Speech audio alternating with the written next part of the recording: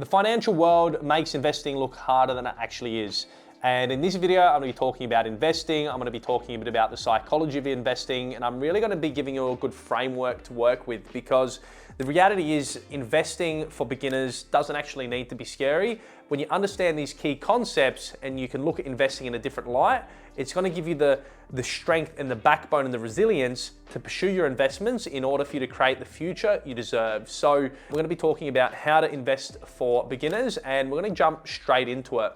So the first thing with investing, we actually cannot invest if we don't have money to invest with. So the first thing in investing is we need to save a certain percentage of our income, and it's something so simple, but if you're not saving a certain percentage of your income or a certain amount out of your paycheck every week, you're not going to have the money to invest. So the most successful people in the world, they all suggest putting aside at least 10% of your income every week from your paycheck before you pay any other bills. And by paying yourself first, you're going to be able to set up your investments and you're going to have money to invest, right? So saving is the first step to investing for beginners, because if you don't have the money to invest, how can you invest? You can't. So really look at cutting costs, look at setting up a budget, looking at setting up automatic recurring transactions where you're pulling out your savings out your pay first before you pay for your groceries, before you pay for your expenses, before you pay for your fuel for your vehicle. So make sure you're setting up your savings plan first, because if you don't have savings, you're not going to be able to invest.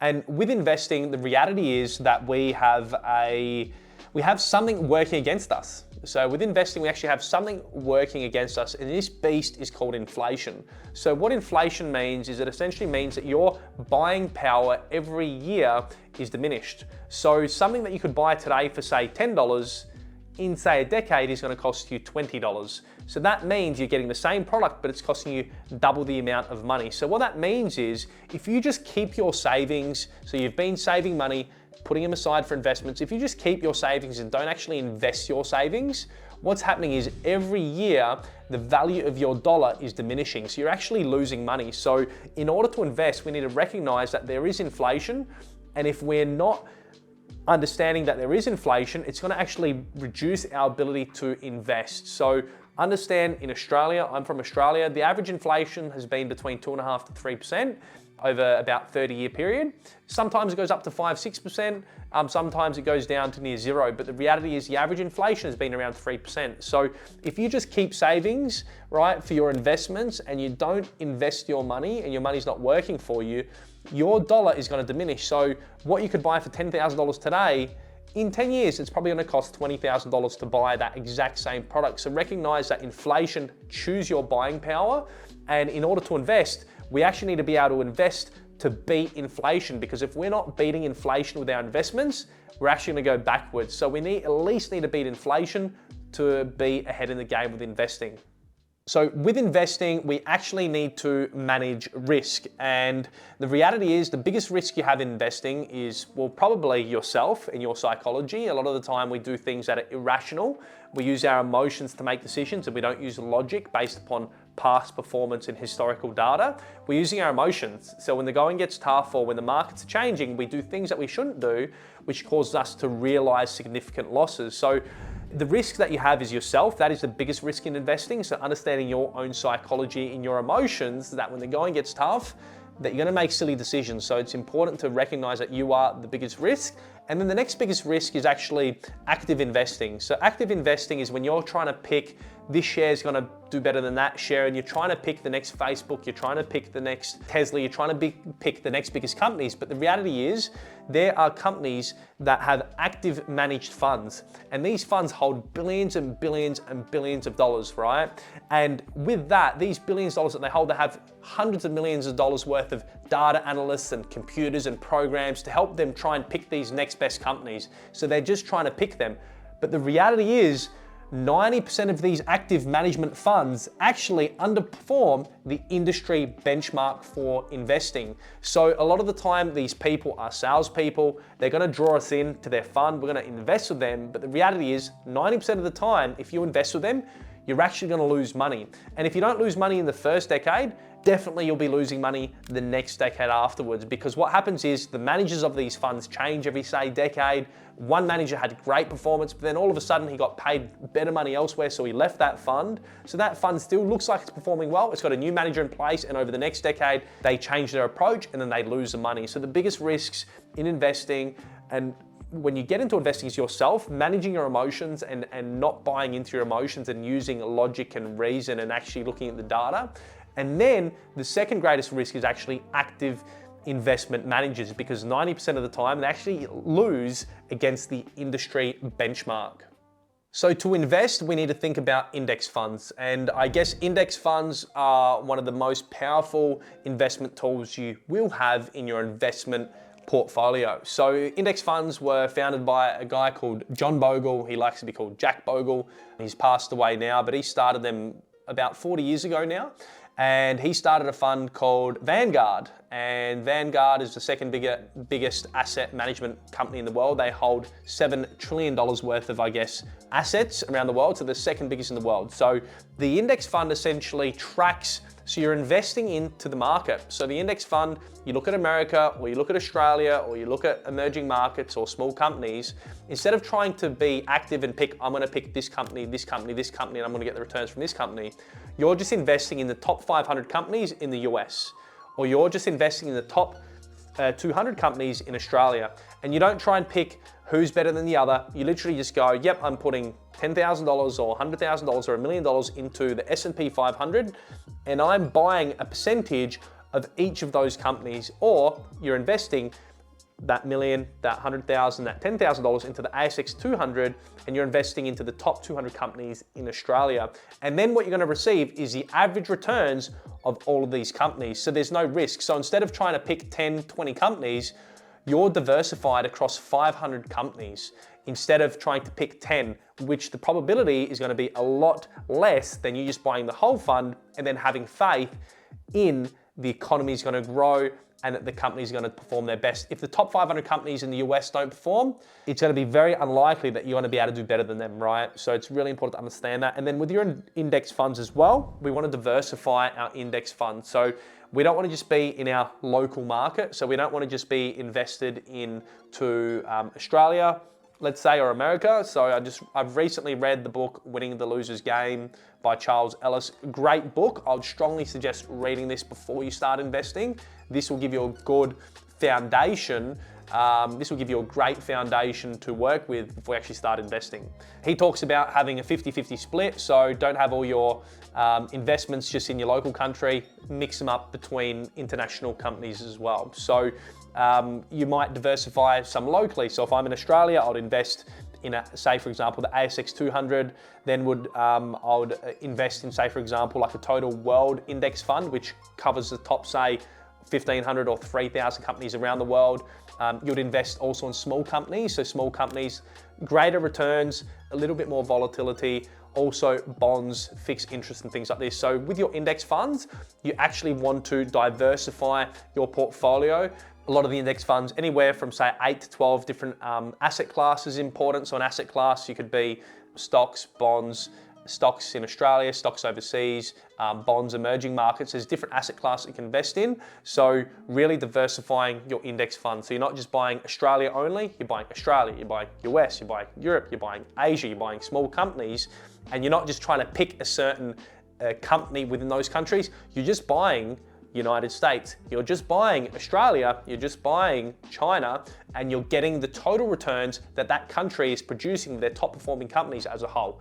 You're buying Australia with the top producing returns from those companies as a whole. You're buying US with the top producing companies as a whole, and you're getting the average.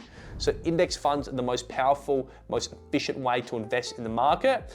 And again, you can look at Vanguard. Vanguard has great index funds, have diversified index funds, which have all done for you packages and minimal cost, no management, and it's not active managed. They're not sitting there trying to pick different companies. They're literally just going, yep, let's buy US, let's buy Australia, let's buy some small companies, let's buy emerging markets, and they're buying the whole market, and you're just getting the returns that the whole market produces as a whole. So index funds, I'd strongly suggest researching index funds. Look up Vanguard, study Vanguard, look up John Bogle, read some of John Bogle's books.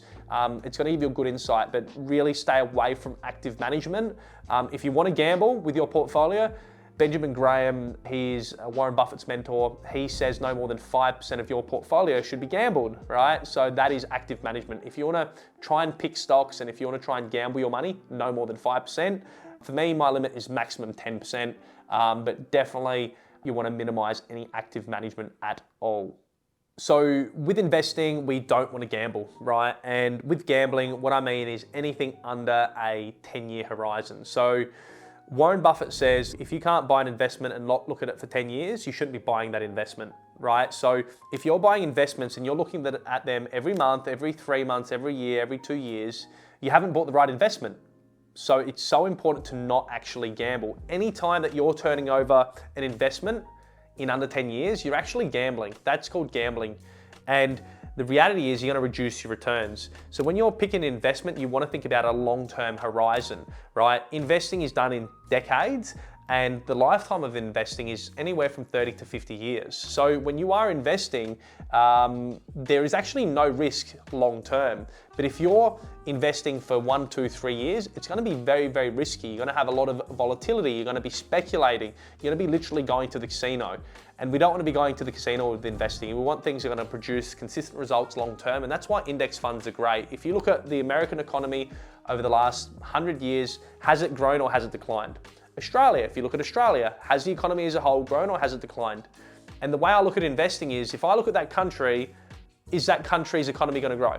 More than likely. If I look at Australia, is that country's economy going to grow? More than likely. So when you look at investing and you have a long-term horizon, as long as you have faith in the prosperity of the nation, you're going to get some returns. So for me, I look at a long-term horizon. For me is 30 years. I won't invest in anything under 10 years, but for me, my real number is 30 years. It's a 30-year horizon. If you're not prepared to invest for 30 years, at least 10 years, don't invest. The reality is you want to be able to lock your money away and let compound interest do its thing. Long-term horizon. If you want to gamble, go to the casino, but if you want to invest, it's a long-term horizon, at least 10 years. The power of compounding, you're going to start to see amazing results at say 7 to 13 to 15, 20 years. Once you get past that decade, you're going to see your assets and investments grow. But the reality is, if you're looking at them every day, if you're getting distracted, if you're buying this, if you're buying that, if you're buying that, the reality is you're gonna lose money. So let's have a long-term horizon. It's a 30-year game. It's at least a 10-year game. I have a 30-year game minimum. But recognize that with your investing, we don't want to gamble. We want a long-term horizon, and it needs to be a 30-year horizon, because the reality is the market, the country, the economy is always going to grow. Human beings naturally prosper, and as long as people are prospering, your asset class, your investments are going to grow.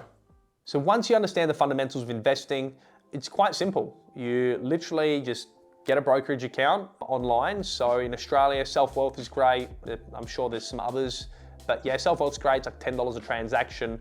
And literally, you set up a Self-Wealth account and you transfer your money in there every week from your savings. So you're saving every week, and every week you're literally just transferring a certain portion over to your brokerage account, and it's ready for you sitting there so that when you start investing. So a brokerage account, it's not going to be hard to set up. They might just need your driver's license or your personal details. If you set up your investments in a trust or in a company or in your personal name, depending as to what security they need, but you set up a brokerage account, then you set up your automatic savings to transfer money across. So once you've done all those fundamental things, the next thing you do in order to invest is you actually start to buy your shares. So you've set up your brokerage account, you're transferring money weekly, and you start buying your shares. And the way that you buy your shares is it's called dollar cost averaging. So every month, I normally do it the first Wednesday of the month, you buy your shares. So you literally an equal amount every month, whether it be $100, $200, $1,000, $5,000, $10,000, $50,000, whatever it may be, $100,000 a month. You invest that every month consistently, indefinitely. It's called dollar cost averaging. So what that means is when the market's high, you're buying less. When the market's low, you're buying more. But as an average, it balances out with dollar cost averaging. And then long term, you're going to see consistent returns. So for example, if you had $10 million and you were to dump it just before the global financial crisis in 2008, let's say, or when COVID happened, all of a sudden, within that day or the following day, you might have lost, 50% of your returns, right? But if you put that in over 1, 2, or 3 years, that $1 million, 10 million, 500,000, what happens is you're buying high, you're buying low, but over that year it balances out so you don't actually lose all your money. It averages the amount you've put into it, which means then over your 10, 20, 30 years, you're still gonna get your growth, which is gonna do really well. So when you start investing, recognize that, yeah, you're gonna, like as a beginner in investing, you're gonna have itchy feet, you're gonna wanna check your portfolio all the time and all that stuff. And I think, you know, initially for the first year, 2, 3 years, you'll start doing it. But after that, you'll kind of check on it once a year, maybe once every couple of years, you'll check on it, see how it's going. I still will poke in my investments and have a look at them. To be honest, I don't like, unless I've got 10 years or 20 or 30 years of data, I don't really care because I know it's not accurate. So the reality is, if you're losing money in the short term, you know, you buy investments the first 5 years, you haven't made any money, recognize with index funds, once you get to that 10 years or that 15 years, compound interest is a powerful thing. In Australia, the government give you a pretty cool tool, a compound interest calculator. Just play with it. Go on like the Vanguard website, check like the S&P 500 or the Australian share market, look at the returns, play with the calculator, put in $100, put in $100,000, put in $1 million, play with the returns, put in there 6%, 8%, 3%, and look what it does over 10, 20, 30 years. It's absolutely mind-blowing, the power of compound interest. And the thing is with investing, if you make a couple of really, really smart decisions, like say, for example, Warren Buffett's done, you know, he's made like 10 or whatever it is, really smart investment decisions. If you make a couple of smart investment decisions and hold true to those and stay the course, that's what John Bogle, the founder of Vanguard, says. It's what Charles Ellis says, stay the course.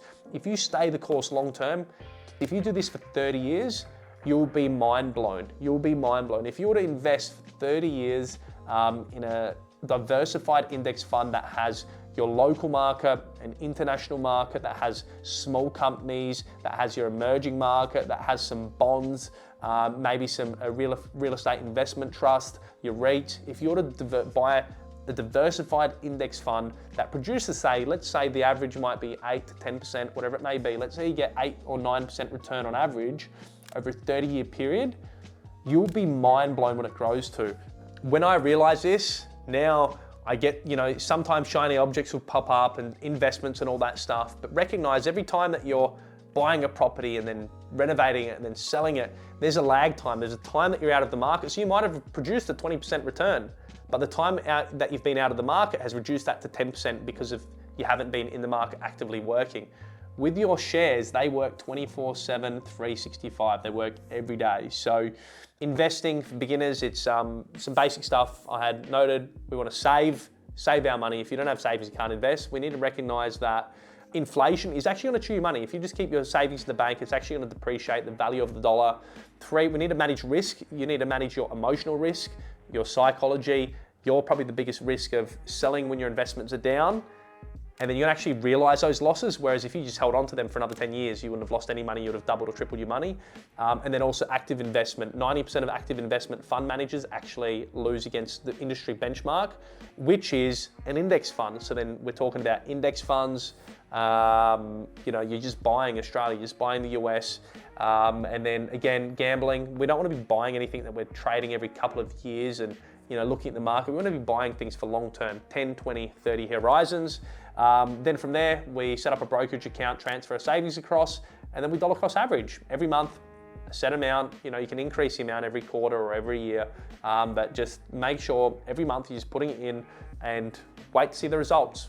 Jump on Vanguard, look at their performance results from some of their portfolios, like a diversified ETF or something like that, or index fund. Look at their total returns, punch in the numbers into a compound interest calculator and have a play and see what it does. It would actually blow your mind how a couple of small and simple investment decisions can change the course of your life. So yeah, hope you got value out of this video. I'm Simon Mucha. I read over a book per week. I love teaching and I love investing.